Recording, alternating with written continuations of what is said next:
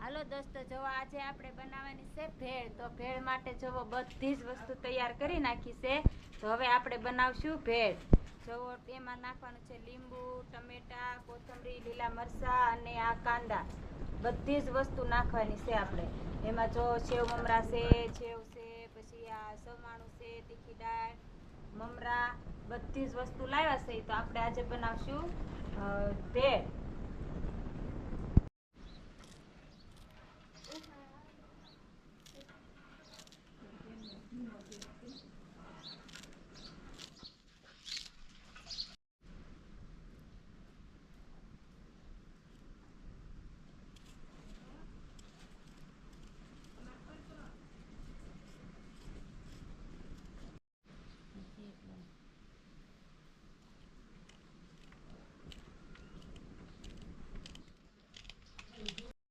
આપણે હવે સુધારી છે કાંદા સુધારી પછી આપણે ભેળમાં નાખવાના છે.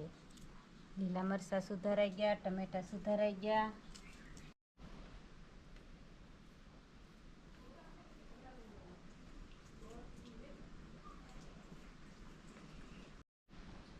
હવે આપણે બાકી રહેશે આ લીંબુ. તો લીંબુ સુધારીને એનો રસ કાઢી નાખીએ.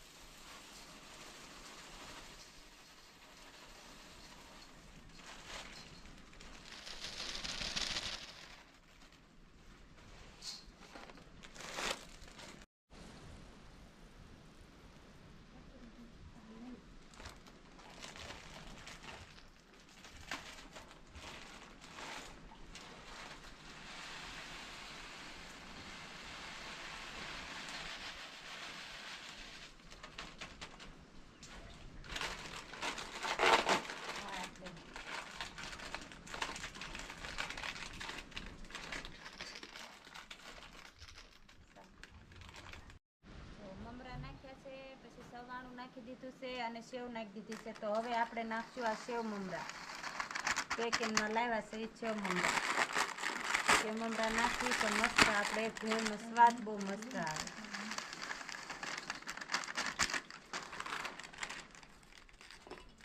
હવે નાખશું આપણે આ તીખી દાળ. જો છૂટી દાળ ન મળે એટલે આ પેકેટમાં આવી છે. નાના નાના પેકેટ આવ્યા છે એટલે એને લાવ્યા છે પેકેટમાં.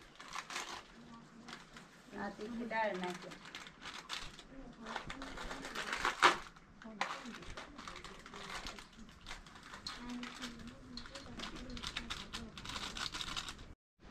હવે જો આપણે નાખશું આ ટમેટા.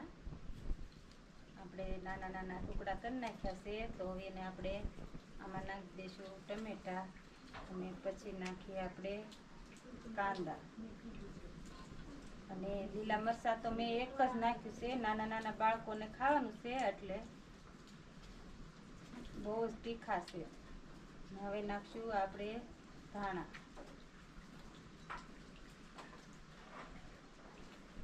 ધાણા નાખી અને હવે નાખશું આપણે લીંબુનો રસ.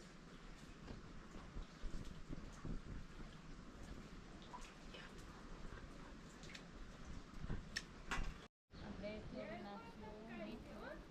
આ નિમક નાખવાનું છે અને ધાણા જીરું નાખવાનું છે સ્વાદ પ્રમાણે. અને પછી નાખશું થોડું લાલ મરચાંની ચટણી.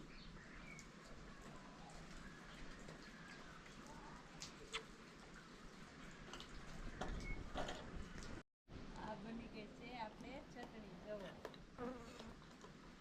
આપણે એમાં નાખશું ચટણી.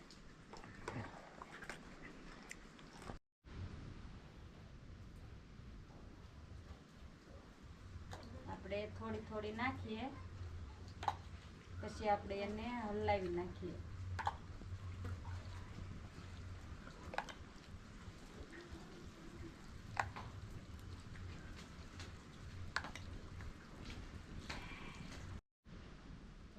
આમાં બધું જ નાખી દીધું છે, તો હવે આપણે આને હલાવી નાખીએ. નીચેથી કોરું નીકળ્યું છે.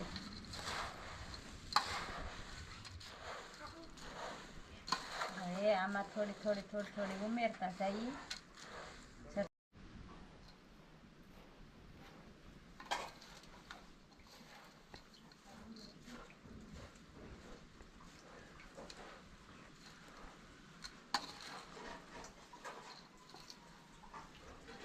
બની ગઈ છે, તો હવે આપણે ભરી લેશું ડીશું.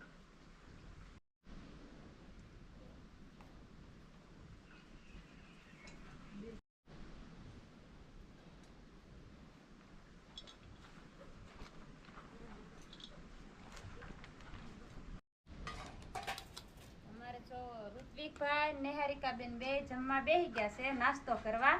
તો હું ખાવ છો? તો કેવી બની? મસ્ત બની. એમ તને બહુ ભાવે? હે તો ફટાફટ ફૂટવાડી દે, પછી પાછી બીજી લેવા.